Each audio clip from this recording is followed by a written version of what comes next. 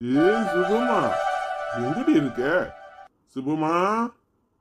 யோ, உமருக்கு கொஞ்சமாவது அறிவு இருக்கா? இந்த வீட்ல என்ன நடக்கு ஏது நடக்குன்னு எதையாவது பாக்கிறா? உமர் மவன் நேத்து ராத்திரில இருந்து வீட்டு பக்கமே வரல. கோபத்துல கிடக்கான். எங்க கிடக்கானா என்ன ஏதுன்னே தெரியல. போன் பண்ணா எடுக்கவும் மாட்டான். சுவிட்ச் ஆப்னு வருது. நீரு எதை பத்தியும் கவலைப்படாம நடுராத்திரில நல்லா குடிச்சிட்டு எப்ப வந்து மலந்தேர்னே தெரியல. இப்ப என்ன கூட்டுக்கிட்டு நிக்கிற? இங்க என்ன நடக்கு ஏது நடக்குன்னு எதையாவது கவனிக்கிறாயா? என்னடி சொல்லுற? என்ன சொல்லுத? வீட்டு பக்கமே வரலையா? 10ஆம் தேதி இப்போ சம்பளம் போட்டுவானே. இவன் வீட்டு பக்கமே வரலனா சம்பளம் எப்படி வீட்டுக்கு வரும்? ஒரு தொலைல மண்ணொல்லி போட. நானே என் மவனை காணுன்னு தேடிக்கிட்டு இருக்கேன். நீர் என்னன்னா சம்பள பணத்தை வாங்குறதுக்கு உட்கார்ந்து கிடக்கிறா? நான் எனக்காகவா சொல்லுறேன், உனக்கு சேர்த்து தானே சொல்றேன். ஏமா ஏமா, எங்கல போய் தொலைஞ்ச? எங்க போய் தொலைஞ்ச? வீட்டுக்கு வராம ராத்திரில எங்க போயிருந்த? எத்தனை தடவை போன் அடிச்சு பாக்குறது? ஒத்த மவனை பெத்து வச்சிருக்கேன். அவனை ஆளை காணுனதும் என்னமா வந்துட்டு தெரியுமா? எங்க போன? ஏமா, ஃப்ரெண்டுக்கு கல்யாணம்னு சொல்லியிருந்தேன்ல, அவன் பார்ட்டி கொடுத்தான். ரொம்ப லேட் ஆயிட்டு சரின்ட்டு அங்கேயே இருந்துட்டேன். இங்க வந்து என்ன செய்ய போறேன்? இன்னொன்னு, இங்க என்ன வீட்டுல உன் மருமவளா இருக்கிறா? நான் உடனே இங்க வர்றதுக்கு ஏமல பொண்டாட்டிக்காரின்னு ஒருத்தி இருந்தாதான் வீட்டுக்கு வருவியா? இங்க பாரு, ஒழுங்கா இருந்துக்க, இல்ல நடக்கிறதே வேற. சும்மா இருமா. தேவையில்லாம எப்ப பார்த்தாலும் என்கிட்ட கோவப்படுறத விட்டுட்டு எப்ப கல்யாணம் வச்சுக்கலாம் என்ன ஏதுன்னு போய் கேளு. நீ பேசுனதுக்கு அவ பிடி கொடுக்க மாட்டா? என்ன அவ வீட்டுக்கு போய் பேச சொல்றியா? ஏ சுபமா, இங்க பாரு. என்னையா என்ன நீர் என்ன சொல்ல பாரு? ஏட்டி, யாராவது ஒருத்தர் போய் பேசத்தானே செய்யணும். நீ போய் பேசு. எப்ப கல்யாணம் வச்சுக்கலாம் என்ன ஏதுன்னு விசாரி. அவனு எத்தனை நாளைக்கு தான் இப்படி ஒண்டி கட்டையா இருப்பான்? அவனுக்கு வயசு ஏறுது இல்ல. ஆமா, இத மட்டும் நல்ல வக்கனையா பேசும். ஏன் இப்படி தூரம் காதுக்கிளிய வக்கனையா பேசுறே? நீரு குடிக்காம கொள்ளாம அங்க போய் என்ன ஏதுன்னு விசாரிக்கிறாளா? எப்படி விசாரிப்பேரு? நீர் தான் 4 பொழுது போனா எங்கேயாவது குடிச்சிட்டு மலர்ந்துருதேருல. ஏமா, அவரெல்லாம் அனுப்ப முடியாது. நீ போய் விசாரிக்க போறியா இல்லையா? போறேன் சாமி, போறேன். வேற என்ன பண்றது? அந்த குண்டு பெருச்சாளி இன்னும் என்னெல்லாம் பேசுவாளோ தெரியல. போய் என்ன ஏதுன்னு காதுல வாங்கிட்டு வாரேன். இந்த சுப்புலட்சுமி இருந்தா இட்லி தோசையாவது அவிச்சு தருவா. இப்ப தினம் இந்த உப்பு மாவை திங்க வேண்டியதா இருக்கு. என்ன அத்தா இங்க வந்து நிக்கிற? சாப்பிடுறியா? ஆமாட்டி, திங்க வைக்கனே இரு. வீட்டுக்குள்ளேயே என்ன நடக்கு ஏது நடக்குன்னு எதுவும் தெரியாம இப்படியே குத்த வச்சுக்கிட்டே இரு. நேரமும் போயிரும், காலமும் போயிரும். இப்ப என்ன நடக்கு, என்ன செய்யணும்னு சொல்லு. சொன்னாதானே தெரியும். அங்க உன் மவக்காரி படுற பாட்டை கண்ணு கொண்டு பார்க்க முடியல. அவளை தனி கொடுத்து அனுப்புற வழிய பார்க்க போறியா இல்லையா? ஒரு வீட்டுக்குள்ள கடந்துக்கிட்டு 24 மணி நேரம் வீட்டு வேலையை செஞ்சுக்கிட்டு அவமானப்பட்டுக்கிட்டு கிடக்கா. நீ என்னன்னா நல்லா உப்பு மாவை கிண்டி உட்காந்து தின்னு. ஏம்மா, ஆக்க பொறுத்தவன் ஆற பொறுக்க மாட்டாங்கிற கதையெல்லாம் இருக்கு உன் கதை. செத்த போரு. இப்போ எனக்கு பேரன் பேத்தி பிறந்திருக்குவோ, 2யும் வீட்டுக்கு கூட்டிட்டு வரணும். வரட்டும், அப்புறமா சுப்புலட்சுமி கதையை பார்த்துக்கலாம். எல்லாத்தையும் போட்டு ஒன்னா குழப்ப சொல்றியா? அதானே பார்த்தேன். அன்னைக்கு சுப்புலட்சுமி சொல்லும் போதே தெரிஞ்சிச்சு உனக்கு ஓன் பிரச்சனை. என்னத்தையும் பண்ணு, நான் சொல்றத சொல்லிட்டேன். அப்புறம் ஓ இஷ்டம். இதென்ன கூத்தா இருக்கு? வாரவெல்லாம் நம்மகிட்ட வீஞ்சிட்டு போறாவோ? நம்ம யார்கிட்ட போய் வீஞ்ச? சரியான தூங்கு மூஞ்சிதான்.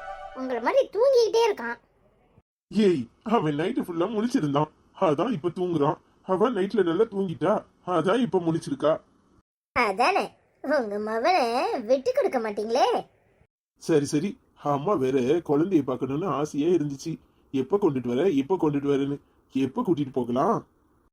ஏங்க, எங்க அம்மா கிட்ட தான் கேட்கணும். அது சரி, மெல்ல உங்க அம்மா கிட்ட கேளு. எத்தனை நாள் தான் நாம இங்க இருக்க முடியும்? ஏங்க, எங்க அம்மா என்ன போக வேண்டாம் நான் சொல்ல போது கேக்குறேன். கேட்டுட்டு சொல்றேங்க. 2 பிள்ளைய சமாளிக்கிறது கஷ்டம்னு உங்க அம்மா நினைச்சிட்டு இருப்பாங்க. அதனாலதான் அதை பத்தி எதுவுமே சொல்லல. ஆனாலும் இங்க உன் தங்கச்சிக்கு கல்யாணம் வேற வைக்கணும், வேற வேலைகள் இருக்குல்ல. நாம எத்தனை நாள் இங்க இருக்க முடியும்? எனக்கு புரியுதுங்க, நான் அம்மா கிட்ட பேசுறேன். சரிம்மா. செல்ல குட்டி, என்ன பாக்குறீங்க? இந்த சாசியக்கார பையன் நம்மள வர சொல்லிட்டு எங்க போய் தொலைஞ்சானே தெரியலையே. கூறுகட்ட பையன் போன மாசம் 1000 ரூபாய் பிடுங்கனா அதுக்கே வழிய காணும். இந்த மாசம் இன்னும் என்னத்தை பிடுங்கிறதுக்கு போனை போட்டு வர சொல்லியிருக்கானா தெரியல. இவன் கொடுத்த மையும் வேலை செய்யல, அவன் மண்டையும் வேலை செய்யல. என்னத்துக்கு தான் இப்படி போனை போட்டு வா வான்னு சொல்றானா தெரியல. வரட்டும், இன்னைக்கு இருக்கு அவனுக்கு.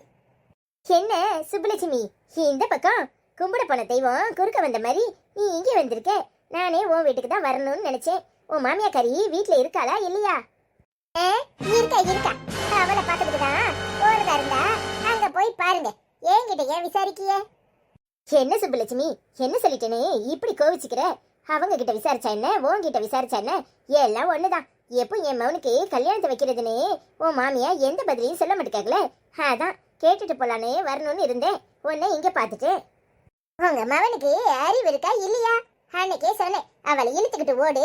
இந்த கல்யாணத்தெல்லாம் என் மாமியா பார்த்து பண்ணி வைப்பான்னு நீ எதிர்பார்த்துட்டு இருந்தா இந்த ஜென்மத்துல நடக்காது. அவளுக்கு 1008 பிரச்சனை இருக்கு. இதுல உன் கல்யாணத்தை இப்ப நடத்தி வைக்க போறாளான்னு சொல்லியாச்சு. உங்க மவனும் கேட்கல.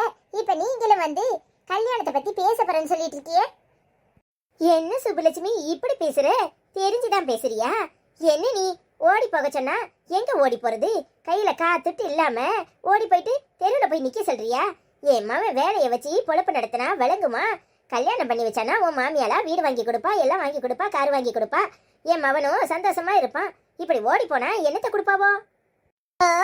நீங்க அங்க பொண்ணு எடுத்து காரு வீடு நகை நட்டுன்னு நல்ல வசதியா இருப்பியே. நாங்க இங்க இருந்து அங்க போய் அந்த வீட்டுக்கு வாழ்க்கப்பட்டு கையில காத்துட்டு இல்லாம புறங்கைய நக்கிக்கிட்டு அங்க நிக்கிறதா? என்ன பேசுறீங்க?